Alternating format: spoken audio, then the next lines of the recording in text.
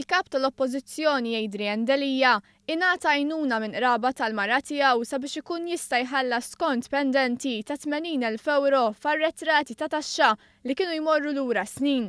It-Times of Malta żvelat kif il-kunjati ta' Adrian Delija għamlu dan billi daħlu għal konvenju li kien iffirma snin ilu għal proprjetà li tmiss mad-dar tiegħu fis-Siġġiewi b'valur ta' 88,000 euro. Dan jikkuntrasta ma' dak li qal Adrian Delija ma' The Malta Independent.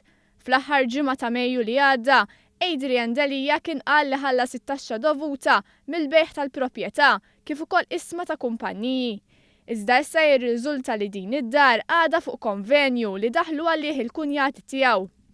Fl-4 ta' Frar The Times of Malta kienet żvelat li Adrian Delija jinsab fil-proċess li jixtri proprjetà ġdida fis-Siġġiewi minkejja li dak iż-żmien kien għadu ma ħallas ma' 80,000 euro f'income tax.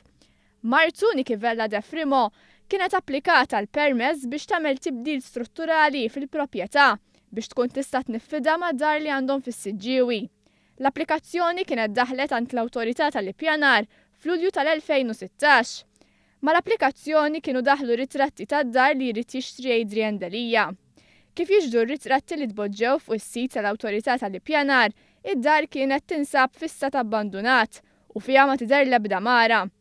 It-Times of Malta qalet li Adrian Delija kien iddikjara mal-Malta Independent li l-proprjetà kien fiha mara b'valur ta' 15,000 euro. Irrimarkat li t-taxxa tal-bol titħallas biss fuq il-valur tal-proprjetà wara li tnaqqas il-valur tal-oġġetti mid-dar. Qalet li dan ifisser li d-dikjarazzjoni ta' Delija li l-proprjetà kien fiha bi 15,000 euro f'amara naqset l-ammont li kellu jħallas f'taxxa tal-bol. Meta mistoqsi dwar il-valur ta' 15,000 euro meta fil-proprjetà jidher li ma kien hemm ebda mara, Delija qal li ma kienx konxju tar-ritratti. Brabta ma' din l-istorja l-ġurnalista Times of Malta iltaqa' ma' Adrian Delija u qal li ma franka l-ebda taxxa. U għazit jgħid li ma jara xejn ħażin li daħal jixtri din id-dar meta kellu jagħti ma' 80,000 euro f'taxxa pendenti xi jħallas. Wara din il-laqa komplew jintbagħtu aktar mistoqsijiet lil Delija li komplew joħorġu l-inkonsistenzi tiegħu.